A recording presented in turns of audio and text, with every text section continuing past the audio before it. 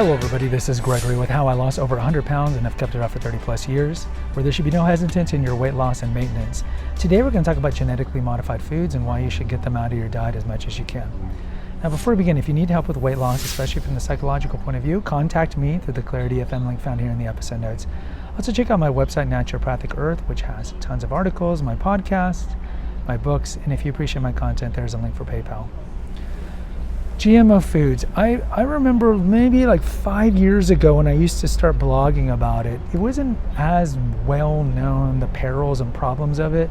There's been studies on GMO foods going back years, especially there was a really famous French study where rats were given only genetically modified grain feed and they ended up just their diet and they died within 6 months and they got these gigantic tumors because they're not meant to be eating GMO. Now, does that mean all GMO foods are going to lead to cancers? Not necessarily, but it is a problematic sign. Now, the companies that produce genetically modified grains, of course, you have a humongous lobby. And like big telecom with electromagnetic radiation and the companies that support plastics, the lobbies for plastics and so forth, they will spend millions of dollars to say that there's nothing wrong with GMO food. And even recently, there was a big war over genetically modified labeling, whether or not we could label on the product, like a cereal, this contains GMO food. And the big lobby for the big food company was saying, no, this would lead to confusion, and it would make us have to charge more for the box, which is ridiculous, because really they didn't want people to know that GMO food is potentially pernicious to their health. But let's back it up. Where are the GMO foods? Most GMO foods in America are mostly going to be found in corn and soybean. Now you might say, well, Gregory, I don't eat corn or soybean products.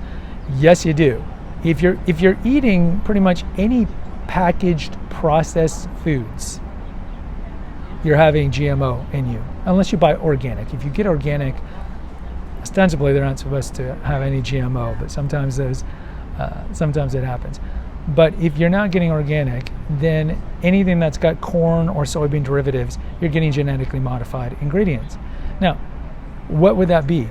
High fructose corn syrup, which is commonly found in sodas, all sodas pretty much, and any sweetened middle aisle food, so granola bars and cereals are going to have it.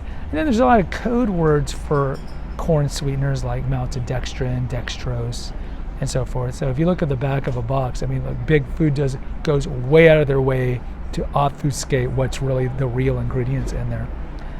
But we're getting a lot of corn. I mean, not to mention corn chips and the obvious corn. So anything that has corn clearly is genetically modified in America. 95% of it, unless you're buying organic. Soybean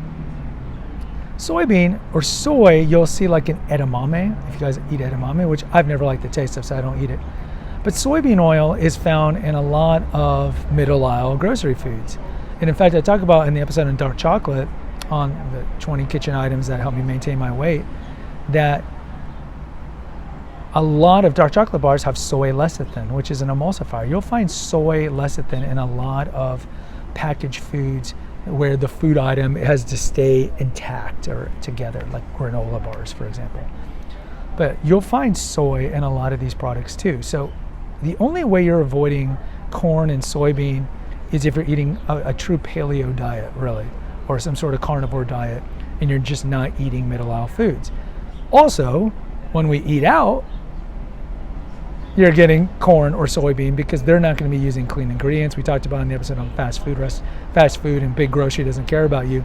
Their goal is just to get you to come back and pay the dollar, right? So this is why they make their food addictive and use food porn and all these other things. So if you're eating out, can't control the ingredients, you're getting GMO foods from those two things. What else is genetically modified? They've approved salmon, so some of your salmon could be GMO. Some apples have been GMO, but really the main ones in America are corn and soybean. So what can we do about it? Well, look, okay, so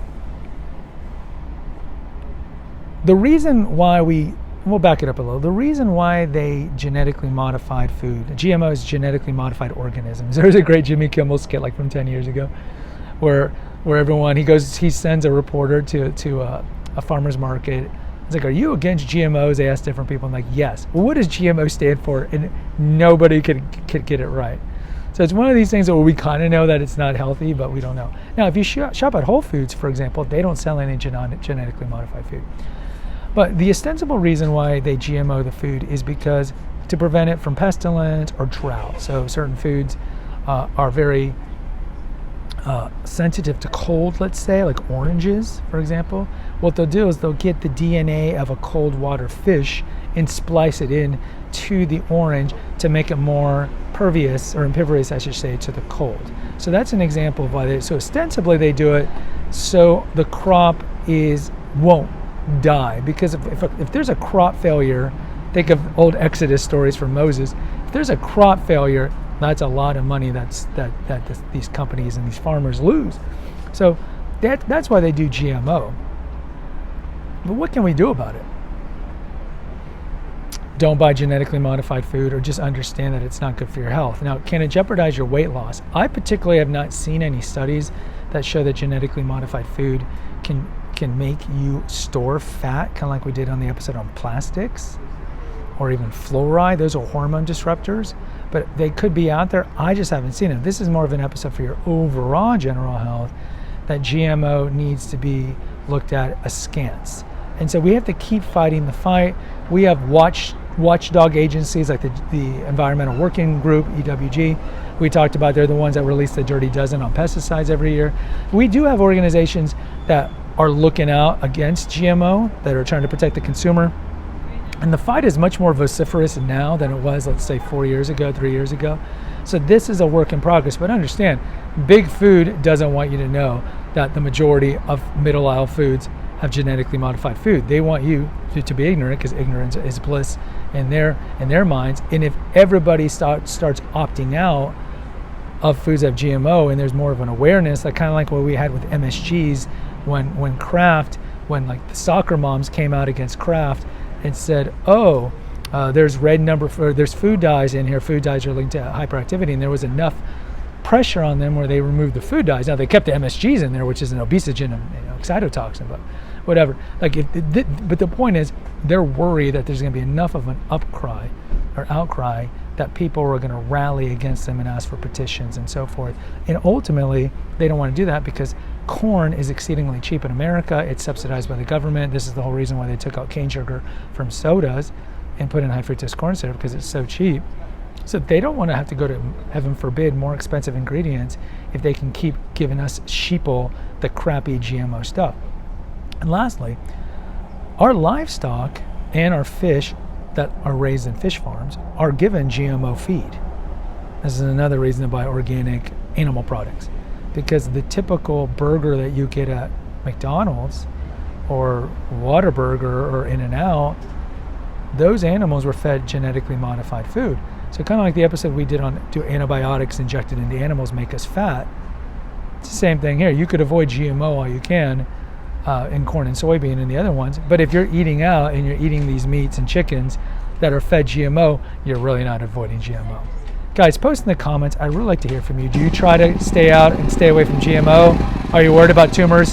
Hit the notification, subscribe, and share button. Until next time, take care, God bless, and pray.